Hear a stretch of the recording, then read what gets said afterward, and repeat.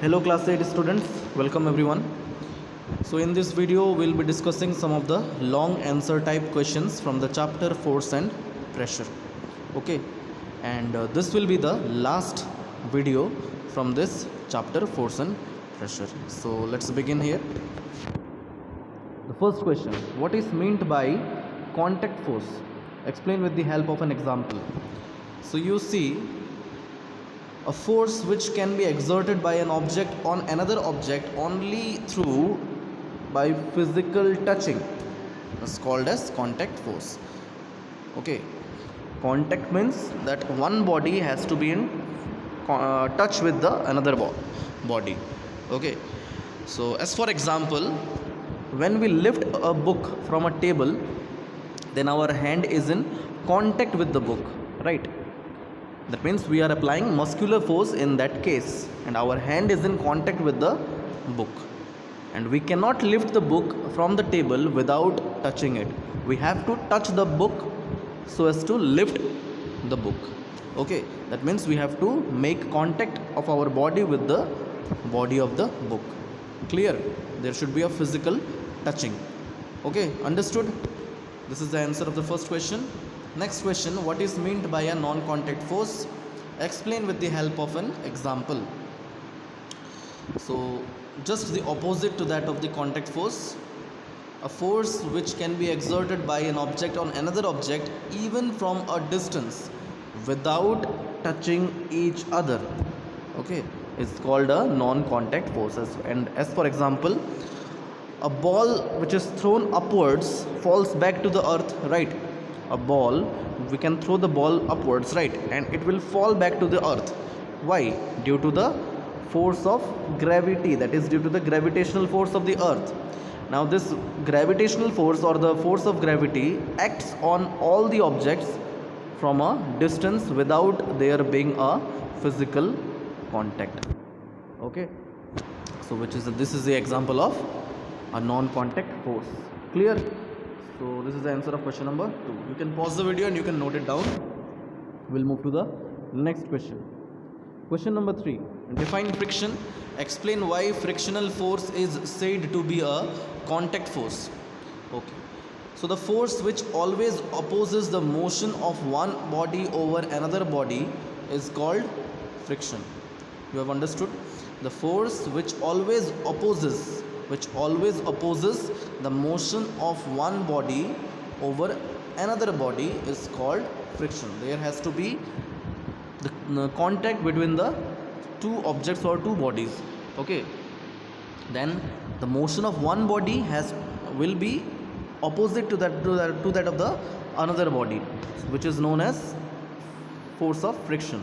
Okay, it is the force which arises due to the motion of one body over another body, and the motion of one body, the direction of motion of one body has to be opposite to that of the direction of another body. Okay, and why frictional force is said to be a contact force? Since frictional force arises only when the surfaces of two objects are in touch with each other. For example, if you say when we are walking, when we are running, then our body surface, that means the surface of our foot will be in contact with the surface of the floor, right, or the surface of the ground.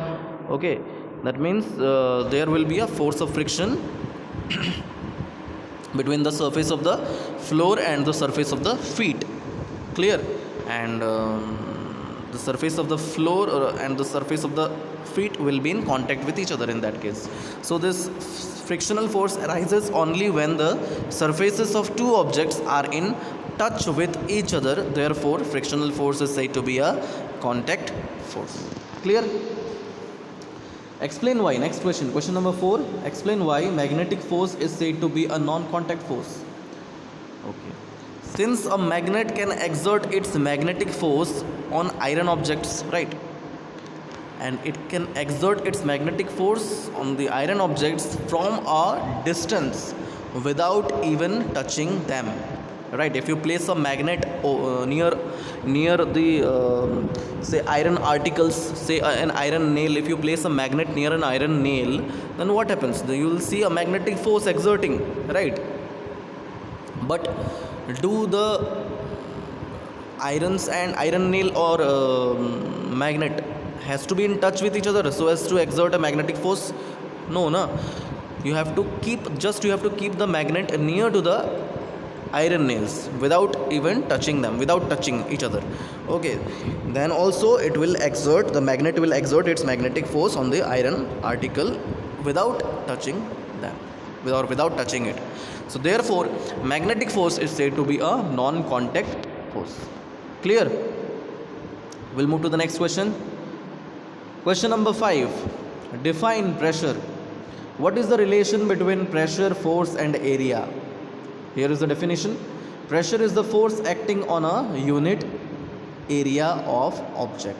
Okay, and the formula of pressure is what? Pressure is equal to force by area. Okay, the pressure depends on two factors. First of all, force applied. That means pressure depends on the force applied, and force applied by an object. And pressure also depends on the area over which the force acts. Okay, and when a force acts over a large area of an object, then it produces a small pressure.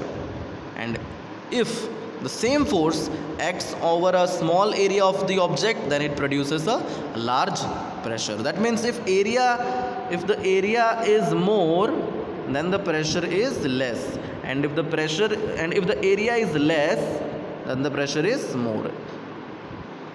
This happens only and only if the same force is acting on the two cases. If the same force is acting on the two cases. Okay. So this is the answer of question number 5. Next, we'll move to the next question, question number 6.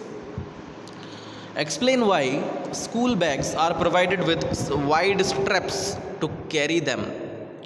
Okay, all of you have school bags with you, right? So why are the straps made wide in the school bags? See, answer. School bags are provided with wide straps so that the weight of the bag may fall over a large area of the shoulder of the child, which produces less pressure. Again, you see, area is large and the pressure is less.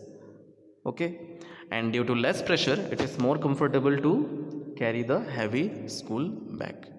Okay, and if the other case also I am mentioning you, that if the straps of the school bags are made thin, that means yes, if the straps of the school bags are made thin, then what happens? The weight of the bag may fall over a small area of the shoulder of the child, which produces large pressure. Okay, and due to large pressure, it will be discomfort. Okay, it will be not comfortable to carry the heavy load of the school bag. Okay, that is why the school bags are provided with wide straps to carry the heavy load. Okay, books, copies, etc., etc. Clear? Next, question number 7. What is meant by atmospheric pressure? What is the cause of atmospheric pressure? You can write down here, from here, that atmospheric pressure is the air pressure which is exerted by the weight of the air present in the atmosphere. Okay, atmospheric pressure is the air pressure which is exerted by the weight of the air present in the atmosphere. And now we'll see the cause. Just same, that the layer of air above the earth is called atmosphere. First of all, okay, the blanket of air above the earth is called as atmosphere.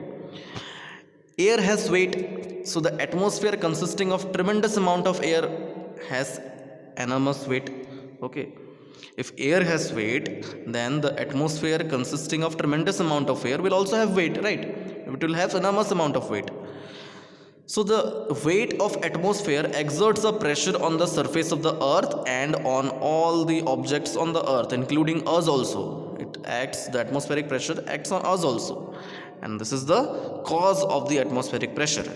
That is the weight of the air exerting pressure on the surface of the earth, on all the objects of the earth.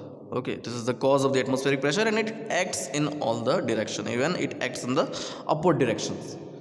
Okay, understood? Last question is there.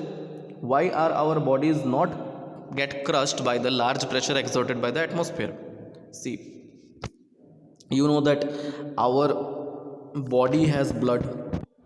Okay, our body has blood, and blood flows through blood vessels into each and every cell of our body.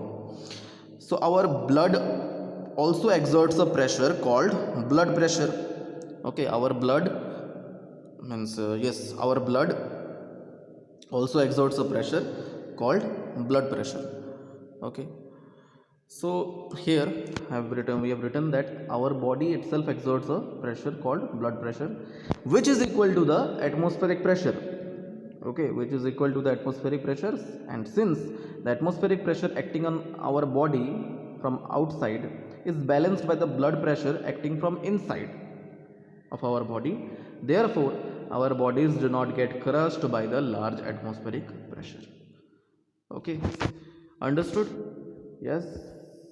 So that's all. This is the answer. These are the answers, some of the long answer type questions from the chapter force and pressure.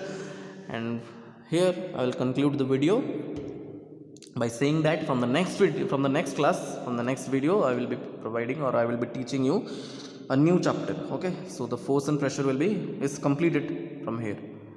Okay, so that's all for today. Thank you and have a nice day.